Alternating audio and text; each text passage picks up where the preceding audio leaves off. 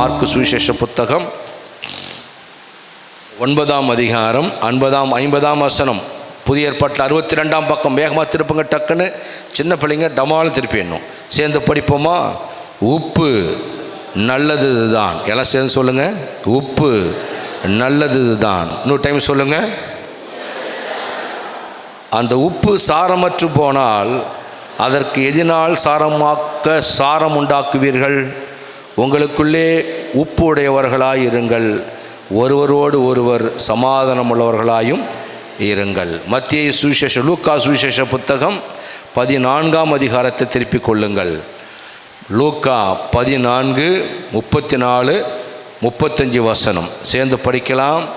தயவு செய்து சேர்ந்து படிங்க. ஒரே ஒரு முறை சேர்ந்து படிங்க. லூக்கா 14:34-35 சேர்ந்து படிப்போம். உப்பு நல்லது தான். உப்பு சாரமற்று போனால் எதினால் சாரமாக்கப்படும்? அது நிலத்திற்காகிலும் எருவுக்காகிலும் உதவாது. அதை வெளியிலே கொட்டி போடுவார்கள். கேட்கிறதற்கு காது உள்ளவன் கேட்க கடவன். ஜெபமல்லாமா? கண்களை மூடி. ஆண்டவரே உமக்கு ஸ்தோத்திரம். ஒரு மார்க் 9:50 உப்பு நல்லது தான். உப்பு சாரமற்று போனால் அதற்கு எதனாலே சாரம் உண்டாக்குவீர்கள்? ஒரு கேள்வி இருக்குது பைபிளில். உப்பு நல்லது. உப்புன்னா அதில் என்ன இருக்கணும்? சாரம் இருக்கணும். உப்பு கார்க்கும் இல்லையா, கரிப்பு உள்ளது. உப்பு அப்படின்னு ஒன்று இருந்தால் அதுக்கு ஒரு சாரம் இருக்க வேண்டும். அப்போது அது சாரம் போயிடுச்சுன்னா நீ எதனால் அதை சாரம் உண்டாக்க முடியும் அப்படி என்று ஆண்டவர் இயேசு கேட்கிறார். இந்த செய்திக்கு தலைப்பு சாரமுள்ள வாழ்வு, சுவை உள்ள வாழ்வு, நம்ம ஊர் பாணியில் சூடு சொர்ணம் உள்ள வாழ்வு. இதை இயேசு கிறிஸ்து நல்ல தமிழில் எழுதியிருக்கிறார். ஏற்கனவே 3 வாரம் அடையாளம்ங்கிற செய்தியை தொடர்ந்து அழுத்தி பேசியிருக்கிறோம். கிராமங்களுக்கு ஊழியத்துக்கு போனால் அந்த வசனம் நல்லா ரீச் ஆகிட்டு இருக்கு. ஆமேன்னு சொல்லுங்களேன். இப்போ இந்த வாரம் பசுத்த தேவன் நமக்கு கொடுக்குற நல்ல ஒரு வார்த்தை, உப்பு நல்லது. அந்த உப்பு சாரமற்று போனால் எதினால் சாரமாக்கப்படும்? தலைப்பை எழுதிக்கலாம். ஒரு சாரமுள்ள வாழ்க்கையை குறித்து ஆண்டவர் இயேசு சொல்லுகிறார். உப்பு இல்லாமல் இந்த பூமியில் ஒன்றுமே இல்லை. உப்பு இல்லாத பண்டம் குப்பைக்கு அப்படிங்கிறாங்க. உப்பு நல்லது. எல்லாம் திரும்பி ஒரு முறை வாயால் சொல்லுங்களேன். உப்பு நல்லது. ஆனால் அந்த உப்பு சாரமற்று போனால் அதை எதனால் சாரம் உண்டாக்குவீர்கள்? இப்போது இந்த வார்த்தையை எதற்கு இயேசு சொல்லுகிறார்? உங்களுக்குள்ளே நீங்கள் சமாதானம் உள்ளவர்களாக இருங்கள். சமாதானமே இல்லாமல் ஒருத்தர் வாழுறாங்க வாழ்க்கையில் அப்படின்னா அவங்க எப்படி வாழுறாங்களாம்? சாரம் இல்லாமல் வாழுறாங்க. நிம்மதி இல்லைங்க, சமாதானம் இல்லை, தூக்கம் இல்லை, என்னன்னு தெரியல, ஏதோ ஒரு நடப்பணம் போல் வாழுறேன். சர்ச்சுக்கெல்லாம் போகிறீங்களா? சர்ச்சுக்கு போகிறேன். ஆவியில் நிரம்புறேன். பைபிள்லாம் படிக்கிறேன், ஆனாலும் சமாதானம் இல்லை அப்படின்னா சாரம் இல்லாத ஒரு வாழ்க்கை வாழுகிறோம். ஜீசஸ் மேலே அந்த கேள்வியை கேட்டு அதுக்கு விளக்கம் கொடுக்கிறார். உப்பு நல்லது, ஆனால் அந்த உப்பு சாரமற்று போய்விடக்கூடாது. உப்பு சாரமற்று போனால் பிறகு எதனால் அதை சாரமாக்க முடியும்? இப்போ லூக்கா 14ஆம் அதிகாரம் 34-35 படிச்சிங்கன்னா நீங்கள் தயவுசெய்து ஒரு கண்ணால் புரஞ்சொட்டியும் பாருங்கள், பைபிளையும் பாருங்கள். உப்பு சேர்ந்து படிங்க. உப்பு நல்லது தான். உப்பு சாரமற்று போனால் எதினால் சாரமாக்கப்படும்? 100 முறை படிங்க. உப்பு நல்லது தான். உப்பு சாரமற்று போனால் எதினால் சாரமாக்கப்படும்?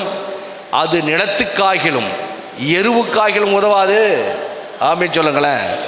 No use. எதுக்காகாது? உப்பினுடைய தன்மையே சாரம்தான். பார்க்குறதுக்கு நல்லா பளிச்சுன்னு பளபளன்னு இருக்குங்க.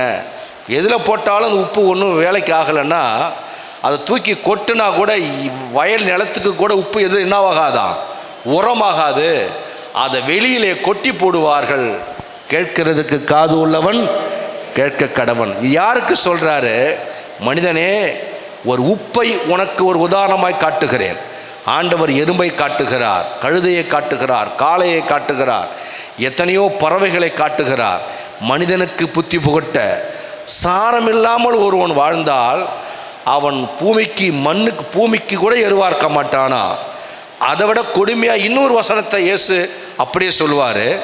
மத்தேயு 5:13 நீங்கள் படித்து பார்த்தீங்கன்னா, நீங்கள் எல்லாம் சேர்ந்து படிங்க. நீங்கள் பூமிக்கு உப்பாய் இருக்கிறீர்கள். உப்பானது சாரமற்று போனால் எதினால் சாரமாக்கப்படும்?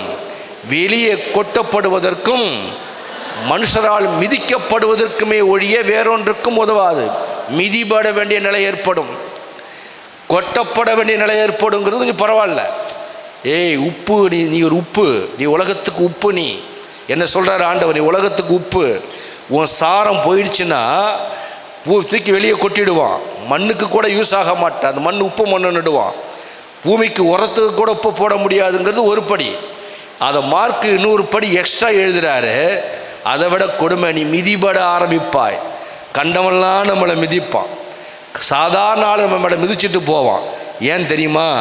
இவன் எதுக்கும் ஆகாதவன், சாரமற்றவன். எல்லாம் சொல்லுங்க பார்க்கலாம். சாரமற்றவன். நம்ம சாரமற்று போன உப்பு என்ன நடக்கும் அப்படின்னா, மிதிபட ஆரம்பிக்கும், வெளியே கொட்டப்பட ஆரம்பிக்கும். இந்த செய்தியை இந்த கர்த்தர் எனக்கு பேசும் பொழுது எனக்கு ஒரு நல்ல வெளிப்பாட்டையும் கொடுத்தா. தியானிக்கும் பொழுதே நம்முடைய சபை நல்ல ஒரு பிளாட்ஃபார்மில் வந்து கொண்டு இருக்கிறது. நம்முடைய சபையை கர்த்தர் நேசிக்கிறார். சபை 1000 மாறப்போகிறது. எத்தனை பேர் ஆமான்னு சொல்கிறீங்க? நம்முடைய சபை சீஷர்களை உருவாக்கி கொண்டு இருக்கிறது. இப்பொழுது ஒரு சாரம் உள்ளவர்களாய், உப்பு சப்பில்லாத விசுவாசியாய் வாழக்கூடாது. வாழ்ந்தால் மரியாதை இருக்காது சுத்தமாகவே. ஒரு சாரம் இல்லாமல் வாழ்ந்தால், ஒரு வீட்டில் சொல்லுவாங்க, நான் ஒரு ஆம்பளை, எங்கேயாவது என்னை மதிக்கிறியா அப்படிம்பாங்க. மரியாதையை கேட்டு வாங்கக்கூடாது. பைபிள் ஆண்டவர் சொல்கிறாரு, நீ கண்கண்ட ராஜாவினிடத்தில் உன்னை தாழ்த்துவது உனக்கு நல்லதல்ல. ஒருவன் உன்னை பார்த்து மேலே வா என்று சொல்லுவது தான் உனக்கு மரியாதை. ஒருவன் உன்னை பார்த்து மேலே வா என்று சொல்ல வேண்டும் என்றால் நீ சாரம் உள்ளவனாய் இருக்க வேண்டும், தகுதி உள்ளவனாய் இருக்க வேண்டும். உப்பு சாரம் என்றால் என்ன? ஒரு தகுதி, அது ஒரு பர்சனாலிட்டி, அது உனக்கு இருக்கிற ஒரு கெத்து.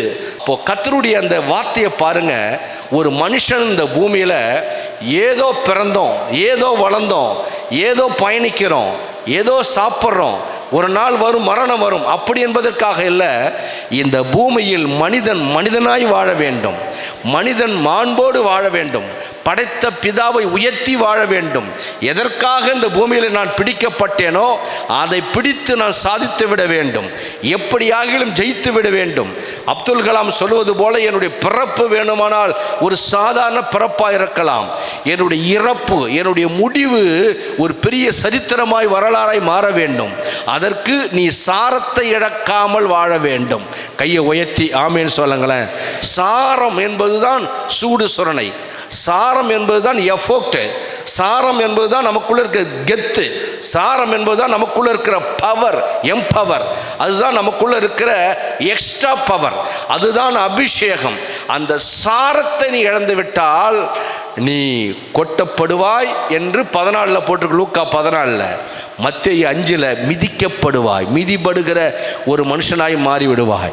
இன்னைக்கு இன்னும் குடும்பத்தில் தலைவர்கள் மிதிப்படுறான், இன்னும் குடும்பத்தில் தலைவிகள் மிதிப்படுறாங்க, இன்னும் ஒரு அண்டர்ஸ்டாண்டிங் இல்லை, பிள்ளைங்க ஒரு மதிப்பு இல்லாமல் இருக்கிறாங்க, மரியாதை இல்லாமல் இருக்கிறாங்க, இன்னும் ஒரு ஹானர் கிடைக்கல.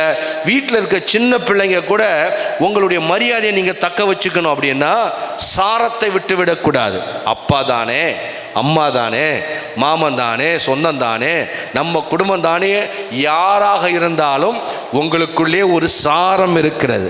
அதை தான் நம்ம பைபிள், நம்ம பாணியில் அபிஷேகம் என்று சொல்லுகிறோம், வார்த்தை என்று சொல்லுகிறோம். நீங்கள் சாதாரண ஆளல்ல, உங்களுக்குள்ளே ஒரு கர்த்தர் இருக்கிறார்.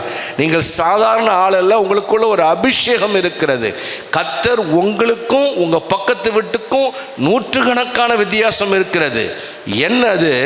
நமக்குள் இயேசு இருக்கிறார், நமக்குள் அபிஷேகம் இருக்கிறது. நம் பிள்ளைகளுக்கு 1000 தலைமுறைக்கு கர்த்தர் வாக்கு பண்ணி இருக்கிறார். ஆகவே நானும் என் சகோதரனும் ஒன்றல்ல, நானும் என் சகோதரியும் ஒன்றல்ல, நானும் என் சொந்த பந்தமும் ஒன்றல்ல. என்னை கர்த்தர் ரட்சித்து அபிஷேகம் பண்ணி வைத்திருக்கிறார். நான் சாரம் உள்ளவன். கையை உயர்த்தி ஒரு ஆமேன்னு சொல்லுங்களேன். இது ஜீசஸ் நமக்கு கொடுக்கிற நல்ல ஒரு அடையாளம்.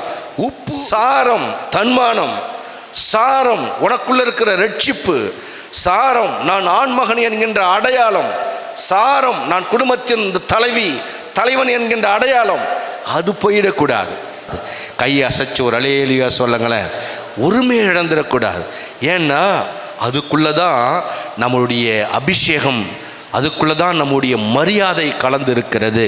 இன்றைக்கி காலையில் இயேசு வாழ்க ஐபிஎஸ் சபையில் இருக்கிற நம்முடைய குடும்பத்துக்கு கர்த்தர் சொல்கிற வார்த்தை, நீங்கள் படிப்படியாக உயர்வீர்கள், படிப்படியாக வளருவீர்கள், உங்களுக்குள்ளே வரங்கள் வளரும், கிருபை வளரும், குடும்பம் வளரும். ஆனால் எதை இழந்துடக்கூடாது தெரியுமா? உப்பாய் இருக்கிற அந்த சுவையை, அந்த அபிஷேகத்தை, அந்த பவரை, அந்த பாதுகாப்பை ஒரு நாளும் இழந்து விடக்கூடாது. கையை உயர்த்தி ஒரு ஆமேன் என்று சொல்லுங்களேன். அப்போது வெளியே கொட்டப்படுவது ஒரு படி. முதல்ல சாரம் போய்விடும். எல்லாம் சொல்லுங்கள் பார்க்கலாம். சாரம் ஒரே நாளில் போகாது, அது கொஞ்சம் கொஞ்சமாக போயிடும். பின்மாற்றம் திடீர்னு ஒருத்தருக்கு வரும்னு நினைக்கிறீங்களா? பின்மாற்றம் திடீர்னு வராது, அது கொஞ்சம் கொஞ்சம் கொஞ்சம் கொஞ்சம் கொஞ்சமாக அது வர ஆரம்பிக்கும். அப்போ கொஞ்சம் கொஞ்சமாக சாரத்தை இழந்துருவான். எப்படி சாரத்தை இழந்துருவான்?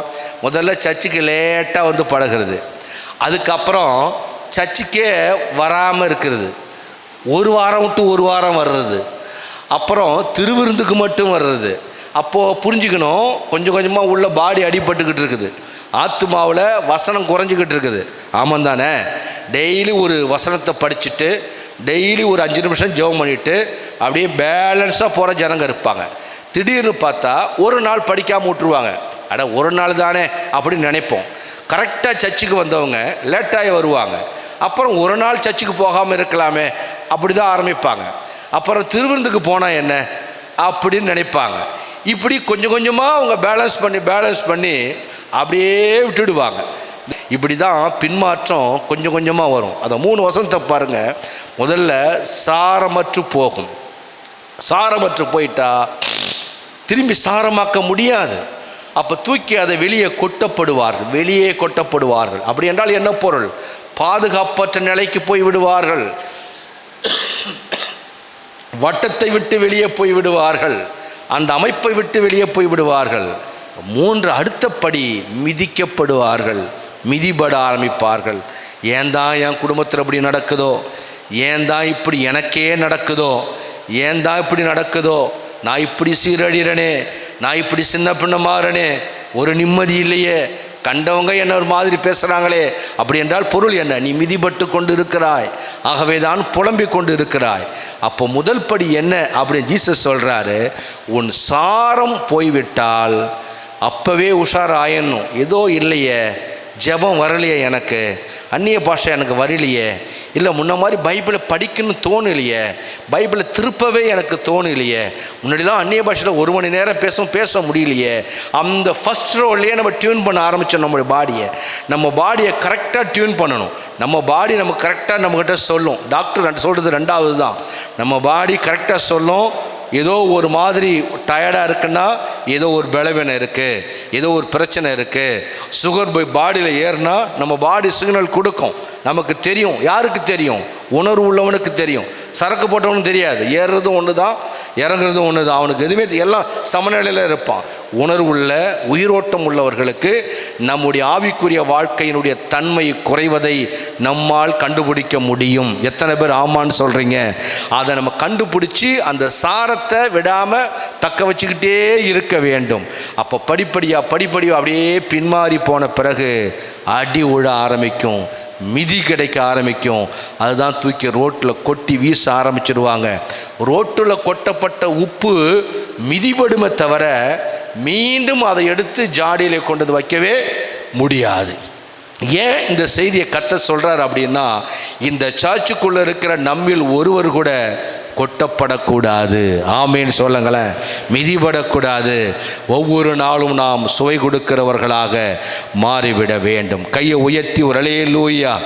ஏன் அப்படின்னா, இன்றைக்கி வாழுகிற நம்முடைய வாழ்க்கை எப்படி இருக்கிறது அப்படின்னு பார்த்தீங்கன்னா, இன்றைக்கி ஜனங்கள் ட்ரீம் லைஃப்பில் வாழ ஆரம்பிக்கிறாங்க. என்னை கவனிங்க, குறிப்பெடுக்கிறது அப்புறம் கற்பனையின் உலகத்தில் மக்கள் வாழ ஆசைப்படுகிறார்கள். கற்பனை உலகம் தெரியுமா? அது மிகப்பெரிய ஒரு வஞ்சகம். கற்பனை உலகம் என்பது ஒரு மாயை. இந்த மாதிரி ட்ரீமில் உலகம் வாழ்ந்துக்கிட்டு இருக்குது. இந்த ட்ரீம் லைஃப்பில் போகிறவங்க கட்டாயம் சொல்கிறேன், ப்ராமிஸ் பண்ணி சொல்கிறேன், சாரத்தை இழந்து விடுவார்கள். ட்ரீம் லைஃப் ஃபாரின் போனால் சாதிச்சிடலாம், அது ஒரு ட்ரீம். அது முடியாது. சாரம் இருந்தால் சாதிக்கலாம். ஆமேன்னு சொல்லுங்களேன். நீ ஃபாரின் போன சாதிக்கலாம், இந்த பிஸ்னஸை பண்ண சாதிக்கலாம், அப்படிலாம் இல்லவே இல்லை. நம்முடைய சாரத்தை நாம் இழக்காமல் இருக்கிற வரை நமக்கு எந்த மண்ணள்ளி போட்டாலும் அது பொன்னாக விளைய ஆரம்பிக்கும். கையை உயர்த்தி ஒரு அலையலிய சொல்லுங்க பார்க்கறது.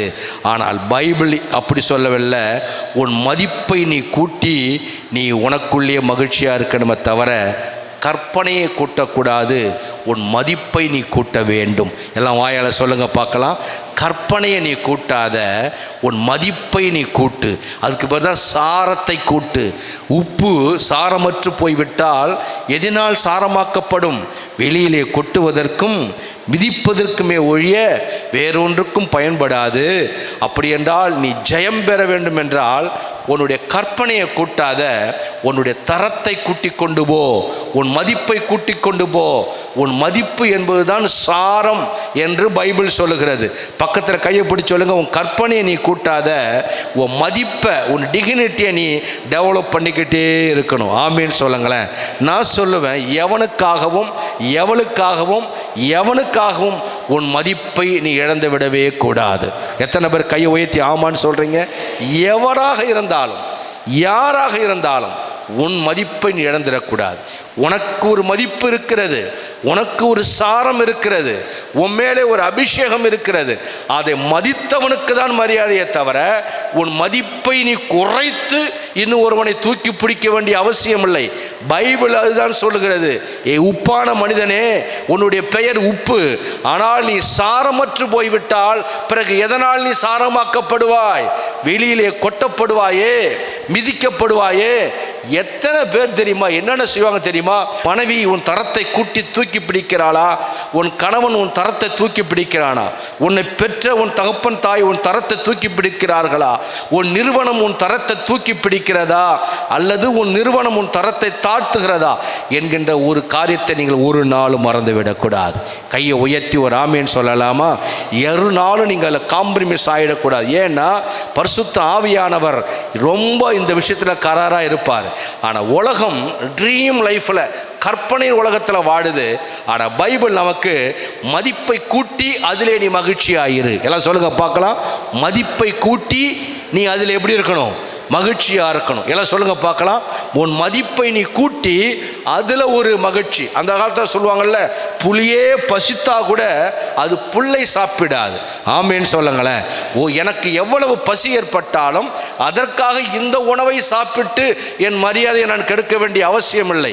அதுதான் உன் மதிப்பை கூட்டி அதில் நீ மகிழ்ச்சியாக இருக்க வேண்டும். மகிழ்ச்சி என்பது என்ன அப்படின்னா, மகிழ்ச்சி என்பது அது ஒரு உள்ளான அமைதி. எத்தனை திரும்ப சொல்லுங்க பார்க்கலாம். மகிழ்ச்சி என்பது அது உள்ளான ஒரு அமைதியை சார்ந்தது. அதுதான் அன்பின் மனதை நமக்கு கொடுக்க ஆரம்பிக்கும். உள்ளான ஒரு மனுஷனுக்கு அமைதி இல்லை. உள்ளம் போர்க்களம் போல் இருக்கிறது. உள்ளே யுத்தம் நடந்து கொண்டு இருக்கிறது. உள்ளம் ஒரே வறண்டு இருக்கிறது. ஒரு சமாதானம் இல்லை, ஒரே புலம்பலாய் இருக்கிறது. வேதனை மேல் வேதனை. ஆனால் வெளியே பார்த்தா பகட்டா கோடீஸ்வரனை போல, பணக்காரனை போல, படித்தவனை போல காட்சி அளிப்பதல்ல. அது மாயை, அது கற்பனை. உலகம் அப்படிதான் வாழ்ந்து கொண்டிருக்கிறது. மகிழ்ச்சி என்பது அது உள்ளான அமைதி. அதுதான் மார்க் 9:50 போடப்பட்டு இருக்கிறது. உப்பானது சாரமற்று போனால் எதனால் சாரமாக்கப்படும்? நீங்கள் ஒருவரோடு ஒருவர் சமாதானமாக இருங்கள்.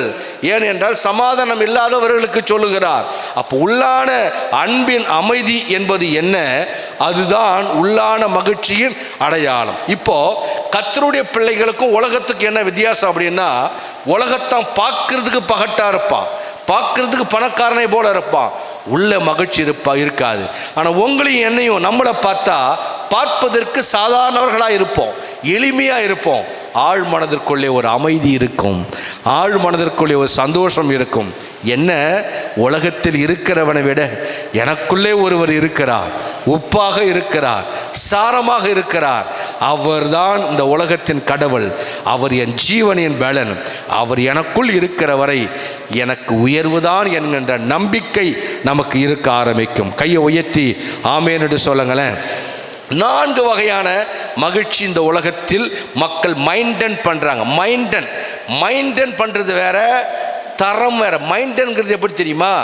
இல்லாததை இருக்கிற மாதிரி கொஞ்சம் அட்ஜஸ்ட் பண்ணி, கொஞ்சம் பேலன்ஸ் பண்ணி, இதை இழந்துடக்கூடாது, இதை விட்டுறக்கூடாது, இதுக்கு தான் மைண்டன்ஸ். இது சரியல்ல, இது கெட்டிக்காரன் புழு 8 நாளைக்கு தான். மைண்டன்ஸ் பண்ணாதீங்க. இந்த பிரச்சனையை அப்படி மைண்டன் பண்ணுறது, மனைவியை மைண்டன் பண்ணுறது, இந்த பிஸ்னஸை மைண்டன் பண்ணுறது, இந்த உறவை மைண்டன் பண்ணுறது, இந்த ஸ்பிரிட்டு கர்த்தருடைய பிள்ளைகளை விட்டு விலகணும். நீ எத்தனை பேரை மைண்டன் நீங்கள் பண்ண முடியும் சொல்லுங்கள்? எத்தனை டைம் மைண்டன் பண்ண முடியும்? நம்ம மைண்டு நல்லா இருக்கிற வரைக்கும் தான் மைண்டன் பண்ண முடியும். நம்ம மைண்டு சூடாயிடுச்சுன்னா வார்த்தையை கொட்ட ஆரம்பிச்சிருவோம். வாழ்க்கையை மைண்டன் பண்ணக்கூடாது. ஆனால் ஜனங்க எப்படி மைண்டன் பண்ணுறாங்கன்னு 4 விஷயத்தை உங்களுக்கு சொல்கிறேன். ஒன்று, சோகங்களை சமாளித்து மகிழ்ச்சியாய் வாழுகிறார்கள். எல்லாம் சொல்லுங்க பார்க்கலாம், எப்படி வாழுறாங்க? சோகம் உள்ளே இருக்குது, அதை ஜமாளிச்சுக்கிட்டு வெளியே எப்படி இருக்காங்க? பிரைஸ் லாடியா. பிரதர் எப்படி இருக்கிறாரு? நல்லா இருக்காருங்க. பிள்ளைங்க நல்லா படிக்கிறாங்க. நீங்கள் நல்லா இருக்கீங்களா? நல்லா இருக்கிறையா அப்படின்னா அது மைண்டன் பண்ணுறது. சொல்லுங்க பார்க்க எப்படி அதை? ஆனால் இயல்பாக இல்லை, ரியாலிட்டி அல்ல அது. அது ஒரு மைண்டன்ஸ். எப்படின்னா ஏமாற்றங்கள் அவர்களுக்குள்ளே இருக்கும், அவமானங்கள் அவர்களுக்குள்ளே இருக்கும். இவைகளையெல்லாம் சமாளித்து மகிழ்ச்சியாக இருப்பது, இது ஒரு சுயமரியாதை தான். ஆனால் மைண்டன் பண்ணுறது வேற, கர்த்தருக்குள் பலப்பட்டு இருப்பது வேற. 2 வித்தியாசம். எனக்கு அவமானம் வந்தாலும், எனக்கு ஏமாற்றம் வந்தாலும், அதற்காக எனக்குள்ளே இருக்கிற அந்த அந்த சாரத்தை நான் இழக்க மாட்டேன். இது ஒரு லைஃப். இன்னொரு லைஃப் கட்டுப்பாடான லைஃப், வாழ்க்கை கட்டுப்பாடான வாழ்க்கை. இது ரகசியம் காத்து வாழ்வது. குடும்பத்தில் 1000 ரகசியம் இருக்கும். சிலர் பளிச்சுன்னு சொல்லிடுவாங்க. எங்க கட்டுப்பாடான வாழ்க்கை என்பது என்ன? ஆசை மனசில் இருக்கும். ஆசை மனசெல்லாம் ஆசை இருக்கும், ஆனால் நமக்கு அது தகுதியாக இருக்காதே. பவுல் சொல்லுகிறார், எல்லாவற்றையும் செய்ய எனக்கு தகுதி இருக்குது, ஆனால் எல்லாம் எனக்கு தகுதியாக இராதே. இந்த வார்த்தை திரும்ப சொல்லுங்க. எல்லாவற்றையும் அனுபவிக்க எனக்கு தகுதி இருக்குது, ஆனால் எல்லாம் எனக்கு தகுதியாக. எல்லா ஹோட்டல்லையும் நான் சாப்பிடலாம், ஆனால் எனக்கு அது தகுதியா? எல்லா ஆடையும் நாம் போடலாம், அது எனக்கு தகுதியா? யார் பைக்கில் வேணாலும் கையை காட்டின்னு ஏறி போகலாம், அந்த பைக்கு ஓட்டுறவன் எனக்கு தகுதியா? இப்போ நம்ம என்ன நினச்சிடறோம்? வாய்ப்பெல்லாம் பயன்படுத்துகிறோம், அங்கே நம் தகுதி போக ஆரம்பிக்கிறது. கட்டுப்பாடான வாழ்க்கை. ஆசையை அடக்கி, கோபத்தை அடக்கி, பணம் தேவை இருக்கிறது, ஆனால் பணத்துக்காக பறி போய்விட முடியாது, அதை அடக்கி, உணர்ச்சிகளை அடக்கி வாழ்கிற அந்த வாழ்க்கைக்கு பேர் தான் கட்டுப்பாடான வாழ்க்கை. உணர்ச்சி அடக்க முடியுமா? பணத்தேவை அடக்க முடியுமா? ஆசையை அடக்க முடியுமா? கோபத்தை அடக்க முடியுமா? உள்ளே சாரம் இருந்தால் அந்த சாரம் அத்தனையும் கட்டுப்பாட்டுக்குள்ளே கொண்டு வந்துவிடும். கையை உயர்த்தி ஆமேன்னு சொல்லுங்களேன். அதனால தான் ஆண்டவர் இயேசு கரெக்டாக சொல்கிறாரு, நீ எதை இழந்தாலும் உனக்குள்ளே இருக்கிற சாரத்தை இழந்து விடாதே. பக்கத்தில் கையை பிடிச்சோளுங்க, எதை இழந்தாலும் உனக்குள்ளே இருக்கிற சாரத்தை இழந்து விடாதே, சாரத்தை இழந்து விடாதே. சாரம்தான் உன்னை கட்டுப்பாடோடு வாழ வைக்கும். சாரம்தான் அந்த உணர்ச்சிகளை அடக்கி கட்டுப்படுத்தும். சாரம்தான் அந்த ஆசைகளை கட்டுப்படுத்தும். சாரம்தான் அந்த கோபங்களை கட்டுப்படுத்தும். சாரம்தான் நம்முடைய கண்கள், என் சிந்தை, என் உணர்வு எதை விரும்புகிறதோ அது கட்டுப்படுத்தக்கூடிய பவர் அந்த அந்த அந்த அந்த சாரத்துக்கு இருக்கிறது. கையை உயர்த்தி ஆமேன்னு சொல்லுங்களேன். சாரம் என்பது என்ன? வேத வசனம். சாரம் என்பது என்ன? பரிசுத்த ஆவியின் அபிஷேகம். சாரம் என்பது என்ன? சுயமரியாதை. 3வது ஒரு விதமான மகிழ்ச்சி, எதிர்மறை எண்ணம், நேர்மறை எண்ணம். இது சில பேருக்கு இருக்கும். என்ன பண்ணலாம்? ஒரு 50,000 லோனை வாங்கி வச்சுக்கிட்டு இதை என்ன பண்ணலாம்? இப்படி பண்ணலாமா, அப்படி பண்ணலாமா, அப்படி பண்ணால் இப்படி நஷ்டம் வந்துடும். அப்படியே கொஞ்ச நாளைக்கு நேர்மறையாக ரைட், இந்த 50,000 இப்படி பண்ணுவோம் அப்படி 2 நாள் மைண்ட் இருக்கும். இல்லையே இப்படி பண்ணால் இப்படி பண்ணி பார்ப்போம், இப்படி போயிட்டா என்ன பண்ணுறது அப்படின்னு எதிர்மறையா. இந்த பிரச்சனை பேசலாமா பேசக்கூடாதா? பேசுனா நமக்கு பிரச்சனை வந்துடும், பேசாமல் இருந்தால் நமக்கு இப்படி வந்துடும். நமக்கு ஒரு தொல்லையும் வேணாம், நம்ம உண்டு நம்ம வேலை உண்டுன்னு இருப்போம் அப்படின்னு வாழ்வது, இது ஒரு மகிழ்ச்சி. கையை உயர்த்தி எத்தனை பேர் ஆமான்னு சொல்கிறீங்க? இதுதான் நேர்மறை எண்ணம், எதிர்மறை எண்ணம். இவைகளெல்லாம் நான் அனுபவிக்கிற காரியங்கள். எண்ணம் என்பது நம்ம கட்டுப்பாட்டுக்குள்ளே வராது, சிக்கனமா அது நம்மளையே மீறி இழுத்துக்கிட்டு போகும். நான் சொல்லட்டுமா, எப்பேற்பட்ட பைபிளில் சாலமோன் ஞானி ஒரு வரி சொல்கிறாரு, நீங்கள் பைபிளை படித்து பார்த்தீங்கன்னா அதை விட பெஸ்ட் ஃப்ரெண்ட் இந்த உலகத்தில் ஒன்றுமே இருக்காது. என்ன தெரியுமா? பலவானுடைய பட்டணத்தை ஞானமுள்ளவன் ஏறி பிடிப்பான். நீ பலவான் என்று சொன்னால் நான் ஞானம் உள்ளவன். எல்லாம் வாயால் சொல்லுங்க பார்க்கலாம். நீ பலவான் என்று சொன்னால் நான் ஞானம் உள்ளவன். உனக்கு மசில்ஸ் பலமாக இருக்கு, எனக்குள்ளே சாரம் பலமாக இருக்கு. ஆமேன்னு சொல்லுங்களேன். உனக்குள்ளே ஃபிசிக்கல் ஃபிட்னஸ் நல்லா இருக்கு, எனக்கு மென்டல் ஃபிட்னஸ் நல்லா இருக்கு. யார் ஜெயிப்பா தெரியுமா? இந்த ஃபிசிக்கல் ஃபிட்னஸ்காரன் தோத்துருவான், மென்டல் ஃபிட்னஸ்காரன் ஜெயிச்சிருவான். இன்னைக்கு கர்த்தர் ஸ்பிரிச்சுவலாக போதிக்கிற நல்ல வார்த்தையை என்ன வார்த்தை தெரியுமா? உப்பே உன் சாரத்தை நீ இழந்து விடாதே. எத்தனை பேர் கையை உயர்த்தி ஆமாங்கிறீங்க? நான்காவது ஒரு மகிழ்ச்சி என்ன தெரியுமா? நண்பர்கள் உறவினர்களை கவனிப்பதினால் ஏற்படுகிற ஒரு மகிழ்ச்சி. திரும்ப வாயால் சொல்லுங்க. நண்பர்களை உறவினர்களை கவனிப்பதினாலே ஒரு மகிழ்ச்சி வரும். சந்தோஷம் என்பது வேற, மகிழ்ச்சி என்பது வேற. எல்லாம் சொல்லுங்க பார்க்கலாம். சந்தோஷம் என்பது வேற, மகிழ்ச்சி என்பது வேற. சந்தோஷம் என்பது ஒரு சூழ்நிலையினால் ஒரு நிகழ்ச்சியினால் நடக்குகிற ஒன்று. ஒரு சூழ்நிலையினால ஒரு நிகழ்ச்சியினால் நடக்கிற ஒன்று தான் சந்தோஷம். மகிழ்ச்சி என்பது என்ன தெரியுமா? உணர்வினால் வருவது. ஆமேன்னு சொல்லுங்களேன். சந்தோஷம் என்பது என்ன? நாங்கள் ஃபேமிலியாக டூர் போனோம், அது சந்தோஷம். டெய்லி போக முடியுமா? ஃபேமிலியாக நல்ல ஒரு ஹோட்டலுக்கு போனோம், அது ஒரு சந்தோஷம். நாங்கள் நண்பர்களாக சேர்ந்து ஒரு சின்ன ஒரு பிக்னிக், ஒரு பார்க்கு போனோம், அது சந்தோஷம். டெய்லி போக முடியுமா? அது சந்தோஷம். அது ஒரு நிகழ்வினால் வருவது. மகிழ்ச்சி என்பது உணர்வினால் வருவது. அதை பைபிள் சொல்லும், கர்த்தருக்குள் எப்பொழுதும் மகிழ்ச்சியாயிருங்கள், சந்தோஷமாயிருங்கள் என்று மறுபடியும் மறுபடியும் சொல்லுகிறேன். ஒரு தேவ பிள்ளைகளுடைய மகிழ்ச்சி என்ன தெரியுமா?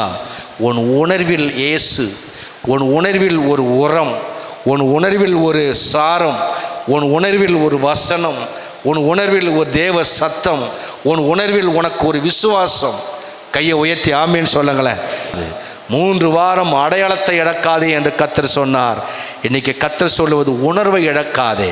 எத்தனை பேரோடு கர்த்தர் காலையில் ஜெபம் பண்ணி எழுப்புறாரு அப்படின்னா, எனக்கு தெரியும் நிச்சயமாக உங்களை எல்லாரையும் கர்த்தர் காலையில் எழுப்புவார். அந்த சந்தோஷம் என்பது நமக்கு ஒரு நிகழ்வால் வருகிற ஒன்று. ரொம்ப சந்தோஷமாக நீ வந்ததுனால தாம்மா இது நடந்தது, ரொம்ப சந்தோஷம் ஏன் நீ வந்தது, நீங்கள் வந்ததுனால தான் இது நடந்தது. இது நிரந்தரம் அல்ல. ஆனால் மகிழ்ச்சி என்பது நீங்களாகவே கர்த்தர் என் மெய்ப்பராய் இருக்கிறார், நான் தாட்சி அடையேன். அது தாவீது அவனுக்குள்ளே ஏற்படுத்தி கொண்ட நல்ல ஒரு மகிழ்ச்சி அது. ஆமீன் சொல்லுங்களா. எப்பொழுதுமே உணர்வினால் உண்டாகும் மகிழ்ச்சியாக இருக்க வேண்டுமே தவிர இந்த ஒரு நிகழ்வினால் உண்டாகிற மகிழ்ச்சி வரக்கூடாது. சொல்லுங்க பார்க்கும். ஒரு உணர்வினால் உண்டாகிற மகிழ்ச்சி இருக்க வேண்டுமே தவிர ஒரு உணர்வினால் உண்டாகிற மகிழ்ச்சி இருக்க வேண்டுமே தவிர ஒரு நிகழ்வினால் உண்டாகிற சந்தோஷம் நமக்கு இருக்கக்கூடாது. நிகழ்வுகள் மாறிக்கொண்டே இருக்கும். நேற்று போல அல்ல, போன ஆண்டு போல அல்ல, இன்று போல் நாளை அல்ல. ஒவ்வொரு நாளும் நிகழ்வுகள் மாறிக்கொண்டே இருக்கும். காட்சி மாறும், சூழ்நிலைகள் மாறும், மக்கள் மாறுவார்கள். நேற்றைக்கு ஆஹா ஓகோன்னு பேசின நம்முடைய கணவன், நம்முடைய மனைவி அப்படியே எதிர்மறையாக நாளைக்கு பேசுவாங்க. அந்த மகிழ்ச்சி நாளை நீடிக்காது.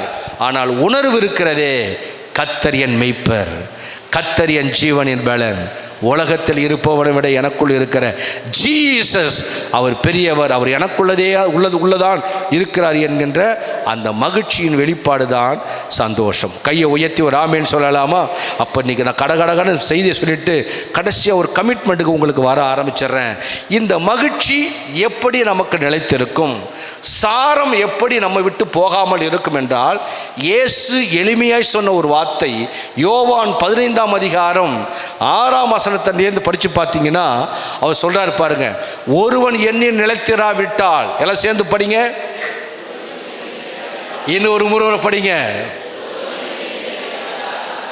நிலைத்திருக்கணும். அதுதான் இங்கே பாருங்க, நிலைத்திருக்கணும். அப்போ சாரம் எங்கடா இருக்குன்னா நிலைச்சி இருக்கணும். நம்ம ஊரில் சொல்லுவாங்க ஒரு பழமொழி, கறிக்கு ஆகாத வாழை மரத்தை பந்தலில் கட்டி என்ன புண்ணியமாக அந்த காலத்தில். இந்த வாழை கறிக்கு ஆகாது, இந்த வாழையை கொண்ட கட்டி என்னத்துக்காக போகுது அப்படிம்பாங்க. அப்படின்னா நம்ம போடுற சட்டையோ பேண்ட்டோ சீவலோ மேக்கப்போ அல்ல, இதையெல்லாம் தாண்டி உள்ளே ஒன்று இருக்கிறது, அதுதான் சாரம். கையை உயர்த்தி ஆமேன்னு சொல்லுங்களேன். அப்போ அந்த சாரத்தை எங்கேருந்து பெற முடியும் என்றால், ஜீசஸ் சொல்லுகிறார், வசனத்தை கவனிங்க, பைபிள் சொல்லுகிறது, சேர்ந்து படிங்க. ஒருவன் என்னில் நிலைத்திராவிட்டால் வெளியே எரி உண்டு. இங்க பாருங்க, அங்க உப்பு சாரம் இல்லைன்னா வெளியே எரி உண்டு, கொட்டப்பட்டு மிதிபடும்.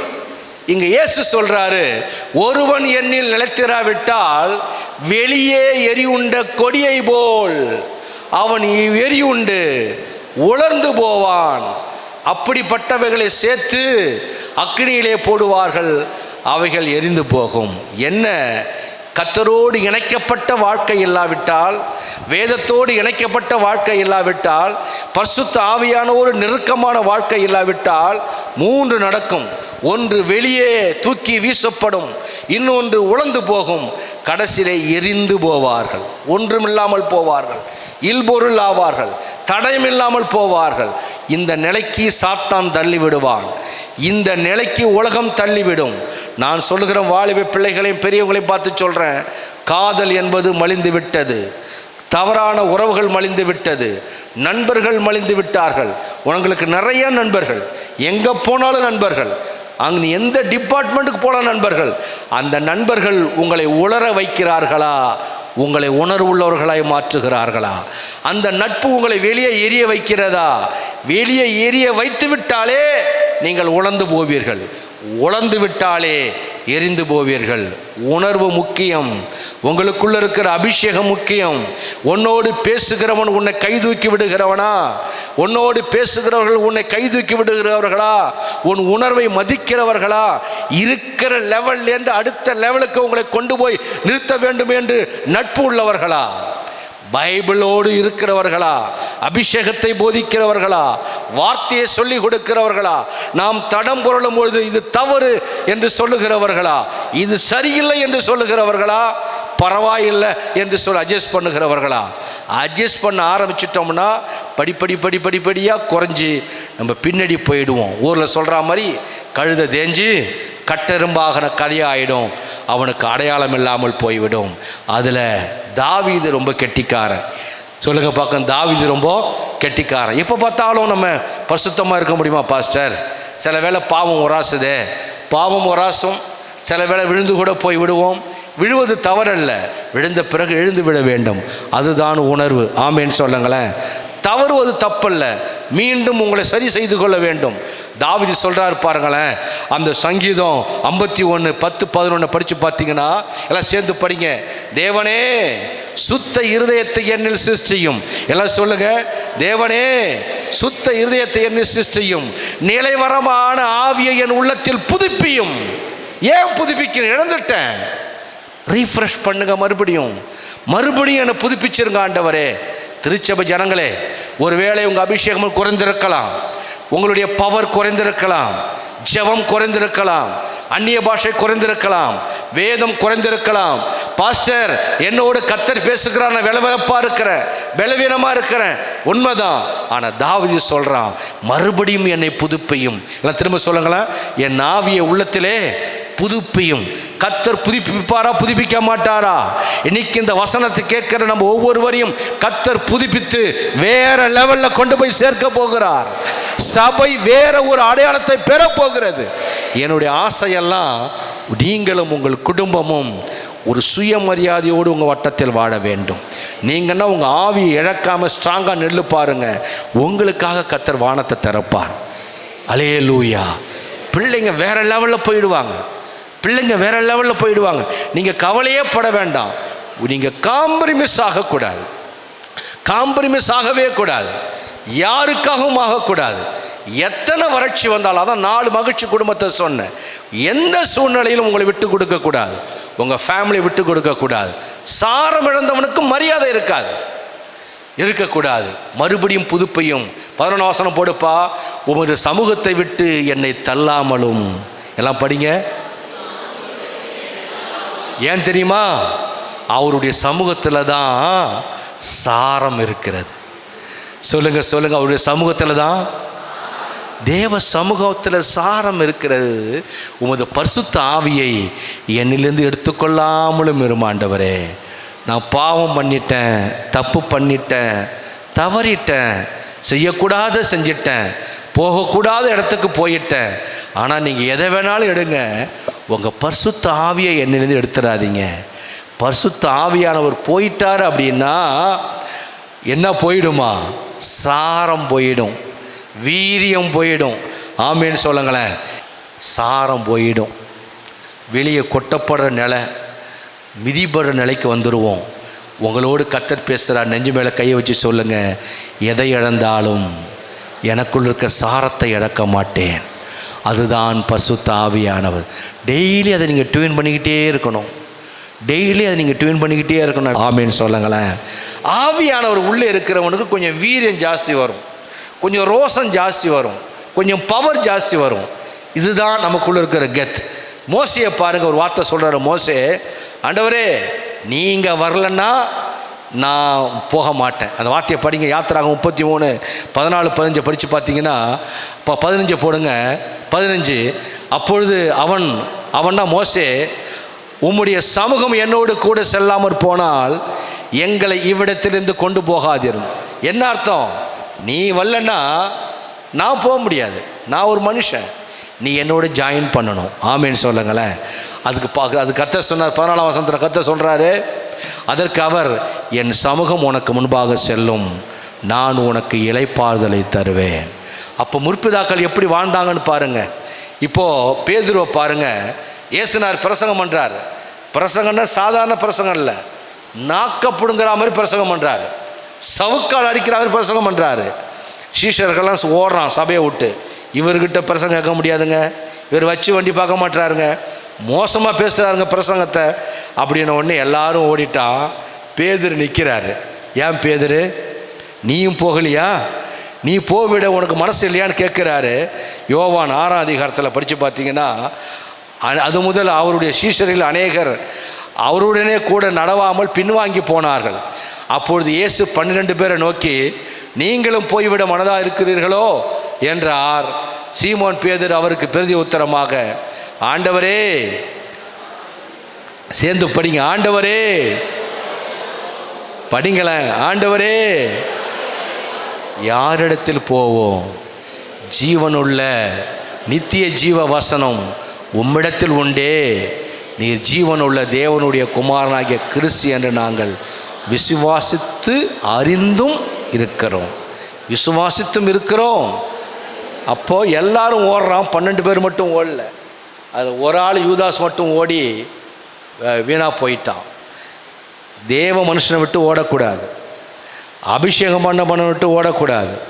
அந்த கில்லாடித்தனம் பேதுருக்கு இருந்தது. எங்கே ஆண்டவரே போவோம் உங்களை விட்டு? ஆமேன்னு சொல்லுங்களேன். திருச்சபை ஜனங்களை செய்தியை முடிக்கிறேன், டைம் முடிஞ்சிருச்சு. சாரத்தை இழக்கக்கூடாது. இன்றைக்கி எத்தனையோ குடும்பத்தின் கணவன்மார்கள் சாரம் இல்லாமல் இருக்கிறான். 5 மணிக்கு குடிக்கிறான். மனைவி யாருன்னு தெரியல அவனுக்கு, பிள்ளைங்க என்ன படிக்கிறாங்கன்னு தெரியல அவனுக்கு, அப்பா அம்மா நிலைமை என்னன்னு தெரியல அவனுக்கு சரீரத்தில் என்ன டிசீஸ் இருக்குன்னு தெரியல அவனுக்கு, வருமானம் இல்லைன்னு தெரியல அவனுக்கு. ஏன்னா அவன் குடி அவனுக்கு எடுக்குது. அநேகர் பெருந்தினியில் அழைகிறார்கள். அநேகர் பெண்களை பின்பற்றி தங்களை மறந்து ஓடிக்கொண்டு இருக்கிறார்கள். இவர்களெல்லாம் சாரம் இழந்தவர்கள். இப்படிப்பட்ட கணவன்மார்களை பெண்கள் எப்படி மதிப்பாங்க? கணவன் தானா எனக்கு ஒரு மதிப்பு வேணும்னு கேட்க வேணாம். நமக்குள் சாரம் இருந்தால் தானாகவே நம்ம சாரம் நம்மளை பம்ப் பண்ண ஆரம்பிச்சிடும். நீ ஒரு பர்சனாலிட்டியாக இல்லை. ஏன் தெரியுமா? சாரம் இல்லை. பிள்ளைகளுக்கு எஜுகேஷனை போதிக்க முடியல. ஏன் தெரியுமா? சாரம் இல்லை. பிள்ளைகளுக்கு சமூகத்தை பேச முடியல, சத்தியத்தை பேச முடியல, வசனத்தை பேச முடியல, உறவுகாரனுக்கு கெத்தாக நிற்க முடியல, நீதியாக நிற்க முடியல, பரிசுத்தமாக நிற்க முடியல. ஏன் தெரியுமா? சாரம் போய்விட்டது. சாரம் போயிடுச்சுன்னா எல்லாமே போயிடும். சந்ததி போயிடும், பணம் வந்துடும், பொருள் வந்துடும், ஆடை வந்துடும். இன்றைக்கி மக்கள் எது மகிழ்ச்சி நினைக்கிறாங்க? ஒரு நல்ல மொபைல் ஃபோன் வேணும், நல்ல சாப்பாடு வேணும், நல்ல ட்ரெஸ்ஸு வேணும், சிற்றின்பம் வேணும், அடிக்கடி சின்ன சின்ன பிக்னிக் வேணும், அவுட்ரேஜ் வேணும். இதுதான் லைஃப்புங்கிறாங்க. சந்தோஷம்தான், நான் 4 மகிழ்ச்சியை சொன்னேன். ஆனால் அதற்குள்ளே ஒரு சாரம் இருக்க வேண்டும். மகிழ்ச்சி ஒரு நிகழ்வாக இருக்கக்கூடாது, மகிழ்ச்சி ஒரு உணர்வாக இருக்க வேண்டும். ஆமீன் சொல்லலாமா? அப்போது கர்த்தருடைய பிள்ளைங்க, நீங்கள் எல்லாம் சின்ன பிள்ளைங்க நினச்சிடாதீங்க, உங்கள் ஒவ்வொருவருக்குள்ளேயும் சாரம் இருக்கிறது. ஆமீன் சொல்லலாமா? ஒவ்வொருவருக்குள்ளேயும் சாரம் இருக்கு. அப்போ இழந்தாலும் நீ இழக்கக்கூடாது உன் சாரத்தை. அப்போ நமக்கு முன்மாதிரி நினைக்காதீங்க எப்போதுமே. யாருமே அம்மா முன்மாதிரி நினைக்காதீங்க. என் தகப்பனுக்கே நான் தான் முன்மாதிரின்னு சொல்லணும். எத்தனை பேர் கையை உயர்த்தி ஆமாங்கிறீங்க? உன் வீட்டுக்கு வந்து உன்னை தாண்டி போகிறான் அப்படின்னா, எங்கே பூ பூத்து மலர்ந்து வாசனை கொடுக்கிறதோ அங்கே தான் வண்டுகள் படையெடுத்து போக ஆரம்பிக்கும். அப்போ எங்கே சாரம் அதிகமாக இருக்கிறதோ அங்கே தான் மக்கள் கவர்ந்து அவர்கள் இழுக்க ஆரம்பிப்பார்கள். உன் சாரத்தை ஒரு நாளும் இழந்து விடக்கூடாது. எத்தனை பேர் அல்லேலூயா?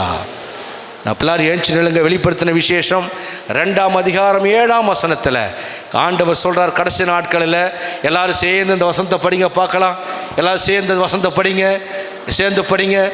ஆவியானவர் சபைகளுக்கு சொல்லுகிறதை காது உள்ளவன் கேட்க கடவன். இங்கே பாருங்கள், மறுபடியும் பாதி பேர் படிக்க மாட்டீங்க, எல்லாரும் சேர்ந்து படிங்க. ஆவியானவர் சபைகளுக்கு சொல்லுகிறதை காது உள்ளவன் கேட்க கடவன். திரும்ப படிங்க. ஆவியானவர் சபைகளுக்கு சொல்லுகிறதை காது உள்ளவன் கேட்க கடவன். என்ன சொல்றாரு அவரு? ஜெயம் கொள்ளுகிறவன் எவனோ, எல்லாம் சேர்ந்து படிங்க. ஜெயம் கொள்ளுகிறவன் எவனோ, திரும்பி படிங்க. ஜெயம் கொள்ளுகிறவன் எவனோ அவனுக்கு தேவனுடைய பரதேசின் மத்தியில் இருக்கிற ஜீவ விருட்சத்தின் கனியை புசிக்க கொடுப்பே. புரியுதா உங்களுக்கு? மத்தியில் இருக்கிற ஜீவ விருட்சத்தின் கனி எல்லாருக்கும் இல்லை.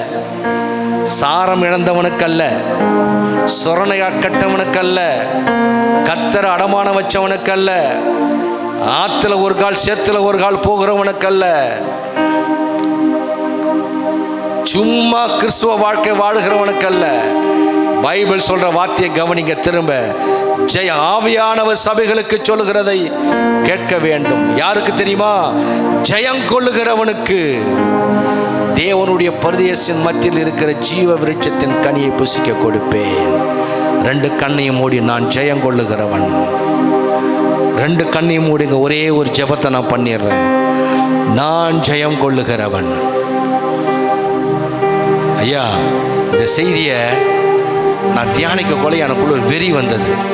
நான் ஆவியானவற்றை கேட்டேன், இல்லைப்பா இந்த செய்தியை நான் ரிலாக்ஸாக பேச விரும்புகிறேன், ரிலாக்ஸாக பேச விரும்புகிறேன், ரிலாக்ஸாக பேச விரும்புகிறேன். இந்த செய்தியை மைல்டாக பேசணும். ஏன்னா என் நோக்கம் யார் இருதயத்தையும் உடைக்கிறதில்ல. என் சபை, என் கையில் கொடுத்த என் அன்பு சகோதரர்களை, என் அன்பு குடும்பத்தை நான் எப்படி ஆகிற ஒரு உணர்வுள்ள குடும்பமாக மாற்றிடணும். நான் சனிக்கிழமை சாயங்காலம் நடக்கிற ஆராதனையில் நம்ம அன்பான பிள்ளைங்க ஜெபத்தை பார்க்குறேன். உணர்வோடு ஜெபிக்கிறாங்க. இரவு ஜெபத்தில் நம்ம டீனேஜ் பிள்ளைங்க ஜெபிக்கிறாங்க, ஆவியில் நிரம்பி ஜெபிக்கிறாங்க. வாலிப தங்கச்சி, பணம் சம்பாரிச்சிடலாம், அந்த சாரத்தை சம்பாதிக்க முடியுமா? எல்லாம் சம்பாதிச்சிடலாம், சாரத்தை சம்பாதிப்பியா? மதிப்பு என்ன தெரியுமா? கர்த்தருடைய பிள்ளைகளுக்கு உனக்குள்ள இருக்கிற பவர் கூடிக்கொண்டிருக்க வேண்டும். அந்நிய பாஷையில் பேசி ஜெபிக்கணும். வரங்கள் உனக்குள்ளே கிரியை செய்ய ஆரம்பிக்கும். வல்லமை உனக்குள்ளே புறப்பட ஆரம்பிக்கும். ஆவியின் வரங்கள் புறப்பட ஆரம்பிக்கும். வெதுவெதுப்பா இருக்கக்கூடாது, வெதுவெதுப்பா இருக்கக்கூடாது. நான் உங்களை தனித்தனியாக பார்த்து சொல்லக்கூடாதுதான் சொல்லுவேன். தனித்தனியாக பார்த்து பேசினாலும் சொல்லுவேன். கர்த்தர் அற்புதமானவர். நான் ஒரு ஏழை குடும்பத்தில் பிறந்தவன். நான் ஒரு ஏழை குடும்பத்தில் பிறந்தவன். உங்கள் பாஸ்டர் ஒரு படிக்காத அப்பா அம்மாவுக்கு பிறந்தவன். நான் ஒரு ரகசியத்தை கண்டுபிடிச்சேன். சாரத்தை இழந்துட்டா யாருமே நம்மளை மதிக்க மாட்டாங்க. ஆனால் சாரத்தை நம்ம புதுப்பிச்சிட்டோம்னா உதிக்கிற உன் ஒளியின் இடத்துல ராஜாக்கள் வருவார்கள், ராஜாக்கள் வருவார்கள். உன்னை தேடி பொருளாதாரம் வரும், உன்னை தேடி ப்ரமோஷன் வரும், உன்னை தேடி ப்ரமோஷன் வரும். கடந்ததை விடுங்க, கடந்த பாவத்தை விடுங்க, விழுந்து போனதை விட்டுடுங்க. தாவீது சொல்றான், என்னை மறுபடியும் புதுப்பிங்கப்பான்னு சொல்லுங்க. இன்னைக்கு ஒரு தீர்மானம் பண்ணுங்க, ஒரு 10 நிமிஷம் காலையில் நான் அந்நிய பாஷையில் பேசுவேன்னு ஜெபிங்க. ஒருவன் எண்ணில் நிலைத்திருந்தால், ஆண்டவரே ஒரே ஒரு அதிகாரம், ஒரு 2 அதிகாரம் நான் தியானிப்பேன் ஆண்டவரே. நான் தூங்குறதுக்கு முன்னாடி ஒரு 5 நிமிஷம் உங்களோட பேசுவேன்ப்பா. நான் வெளியே கிளம்ப கூட உங்களோடு ஒரு ஜெபம் பண்ணிட்டு போவேன்ப்பா. என் மூளை சாதிக்கிறது கொஞ்சம்தான், எனக்குள்ள இருக்கிற அந்த பவர் இருக்க, அந்த சாரம், அந்த உந்து விசை, அது எனக்கு எக்ஸ்ட்ரா பவரை கொடுக்கும்.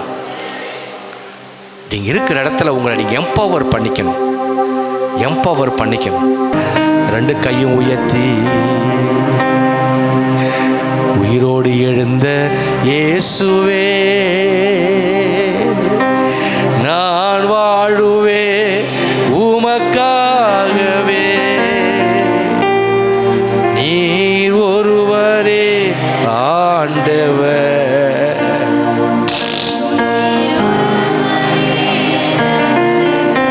எல்லாம் சொல்லுங்க, நீர் ஒருவரே. மறுபடியும் நீர்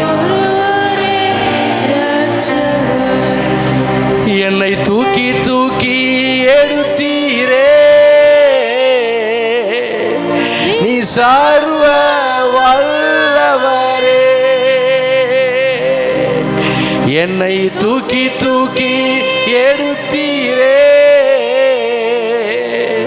நீ சமாதான காரணரே. உலகத்தில் நம்ம இருந்தோம், விக்கிரகத்தில் நம்ம இருந்தோம், நம்ம சொந்த மதத்தோடு இருந்தோம்.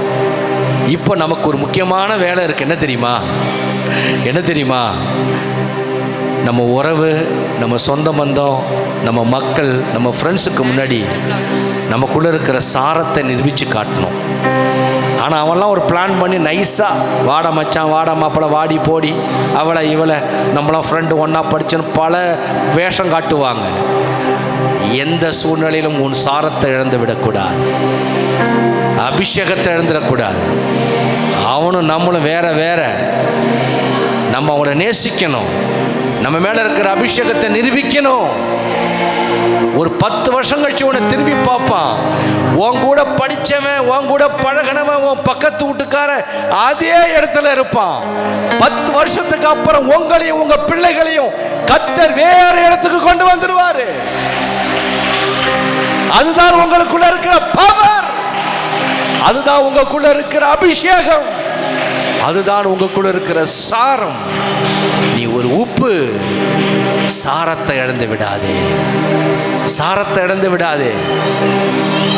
நீங்க நடந்த ராஜ நடக்கணும், நீங்க நடந்த ராஜரிகமா நடக்கணும், நிமிர்ந்து நடக்கணும், தைரியமா நடக்கணும். உங்க பேச்சு தெளிவா இருக்கணும், உங்க பார்வை தெளிவா இருக்கணும். நீங்க சொன்னா கர்த்தர் அப்படியே செய்யணும். ஐயோ உன் வாயால ஒரு வார்த்தையை சொல்லிடாத அப்படி நீ எதிராளி பயப்படணும். ஏன்னா உன் நாவுல அபிஷேகம் இருக்கு, சாரம் இருக்கிறது. உன் நாவுல அபிஷேகம் இருக்கு, சாரம் இருக்கு. சாத்தான் திட்டம் போட்டு ரோட்டில் நம்மளை கொட்டி மிதிக்க அலோவ் பண்ணிடுவான். ஒரு நாளும் மிதிபட கர்த்தர் நமக்கு ரத்தம் சிந்தல. இயேசு ரத்தம் சிந்தி ஜீவனை கொடுத்தது நீங்களும் நானும் இப்பொழுது இருப்பதை விட 1000 மடங்கு பிரகாசிக்க வேண்டும். அதுதான் வாக்கு தத்தம். கர்த்தர் நல்ல வார்த்தையை பேசினபடினாலே கரங்களை தட்டி கர்த்தருக்கு நன்றி சொல்லுங்கள். காபாலாபாலாபா சாந்தானாராபா. அப்படி ஆவில நிரம்பி அபிஷேகத்தை புதுப்பித்துக் கொள்ளுங்கள், சாரத்தை புதுப்பித்துக் கொள்ளுங்கள். உப்புகளே உங்கள் சாரத்தை புதுப்பித்துக் கொள்ளுங்கள். தீனாராகான் தானாராபா சாந்தானாராபாலாகா தானாராபா. இயேசுவின் நாமத்தில் சபை சாரமேற்றப்படட்டும், இயேசுவின் நாமத்தில் சபை சாரமேற்றப்படட்டும். பெற்றுக்கொள்ளுங்கள், பெற்றுக்கொள்ளுங்கள். பலவீனங்கள் நீங்குகிறது, சபைக்கு சாரம் உண்டாகிறது.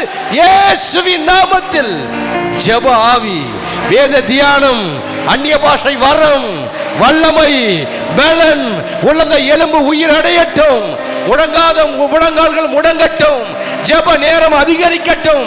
இயேசுவின் நாமத்தில் சபையின் மந்த நிலைகள் மாறி போகட்டும். இயேசுவின் நாமத்தில் பிதாவே, ஆமென்.